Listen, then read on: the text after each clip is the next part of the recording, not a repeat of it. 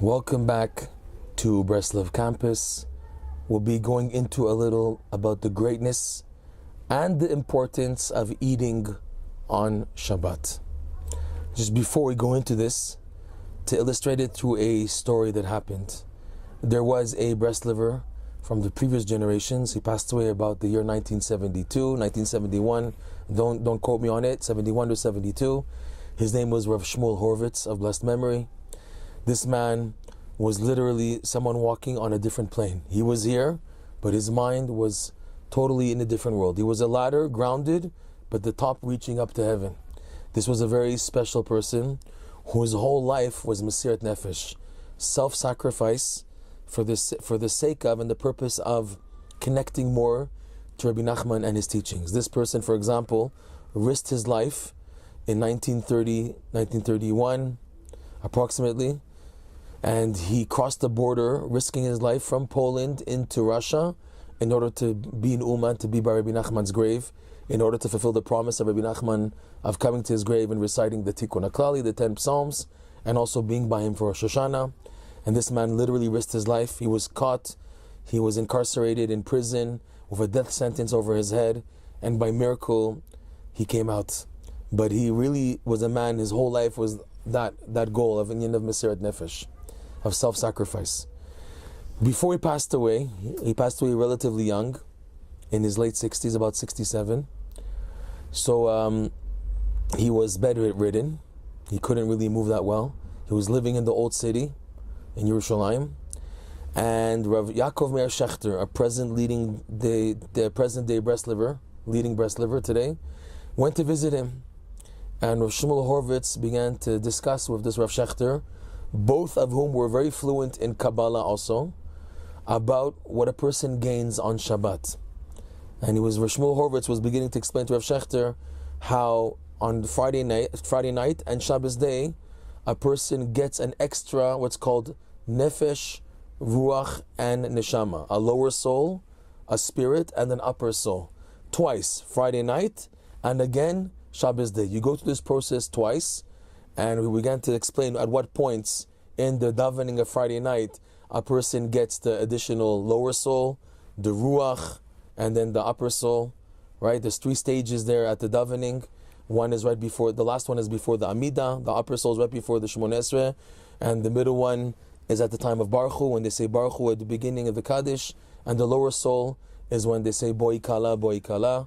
That's the one opinion of where the 3 points are. Shabbos morning also there's 3 times when a person gets the 3 souls.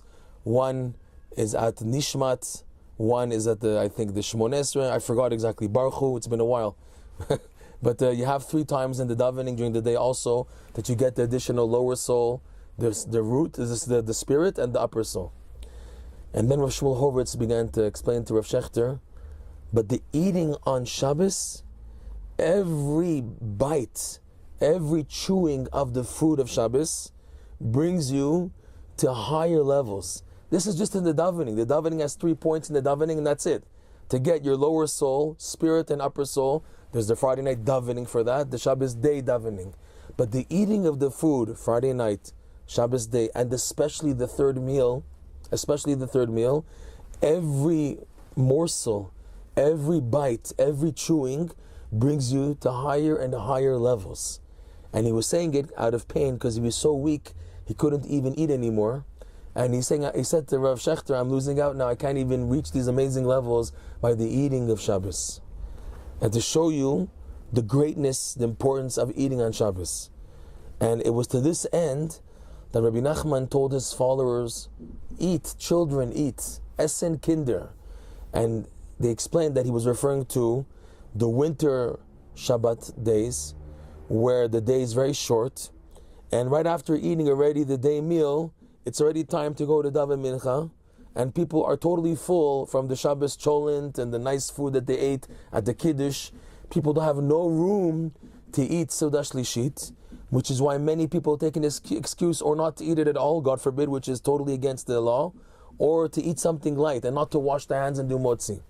It was to this end Rabbi Nachman said, eat, children eat, like children eat force yourself to eat. Like children, they don't want to eat, but the parents, they force them to eat in order to be healthy and to be strong. You have to eat your food, you have to eat your porridge, you have to eat your supper, whatever, right? So you have to eat in order to receive the light of Shabbat, even though it's hard. Even if you have to force yourself, you have to eat the minimum. You have to eat something, or not to fill in so much on the previous meal. But the food on Shabbos is so holy that there's no justified argument to skip on the Shabbos food. When you hear people saying, "Oh, I don't eat the meat on Shabbos because I'm already full and everything," so take it easy. Leave room to eat the Shabbos food, but don't eat well during the week and then on Shabbos, when it comes to when it's really time to eat, that you take a break. Just the opposite. When during the week that you're fasting, take easy on that and eat the normal food you're supposed to eat. You have many people, for example, they like eating cholent Thursday night, or Shabbos Friday afternoon, they start eating nice food and they enter Shabbos already full. So then that has an after effect on the Friday night meal, then has an after effect on the Shabbos day meal, and then by the time they come to the end of Shabbos, they want to blow up. You have to be smart, and you have to know to invest in the Shabbos food, but not to take it as a joke, and to set the table, yes, with lechem, with bread, and also melava malka. Many people, they take a joke. They say like this, that the reason why many children go off the path is because they go out Saturday night. And why do people go out Saturday night? Because at home they're not doing anything. If families were trained to encourage the family to do together melava malka, which is the Saturday night meal, and they would make it exciting, food that the family doesn't get normally all year round, all week round, whether it's pizza or lasagna or something tasty, whatever it is, but to get it as an enticement to convince people to eat the melava malka, so people wouldn't have so many problems with their kids going off the path because of the movies and going out Saturday night that ruined most of teenagehood. If the family were to do something together and make it exciting, it would give the children an incentive not to go out on Saturday night.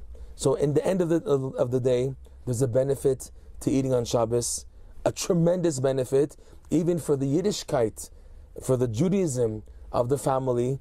The Shabbos food keeps them together, believe it or not. And again, this goes back to what Rabbi Nachman said, eat, children, eat.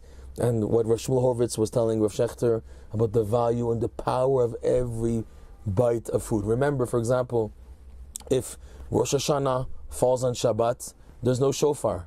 If Sukkot, the first day of Sukkot, where it's an obligation to take the 4 species, if it falls on Shabbat, there's no 4 species.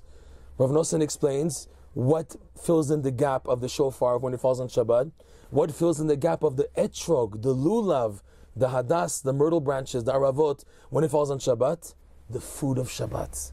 The food of Shabbat is in place of the shofar. Once a year, you have a shofar. Shabbos, there's no shofar. What's going on? Because the Shabbos meals, Rav Nosson explains, is instead of the shofar. It's instead of the etrog and the lulav, which is, if you read the Kabbalistic works and you see the greatness of the lulav and the etrog, you would faint. Just to show you that this is the power of the Shabbos food.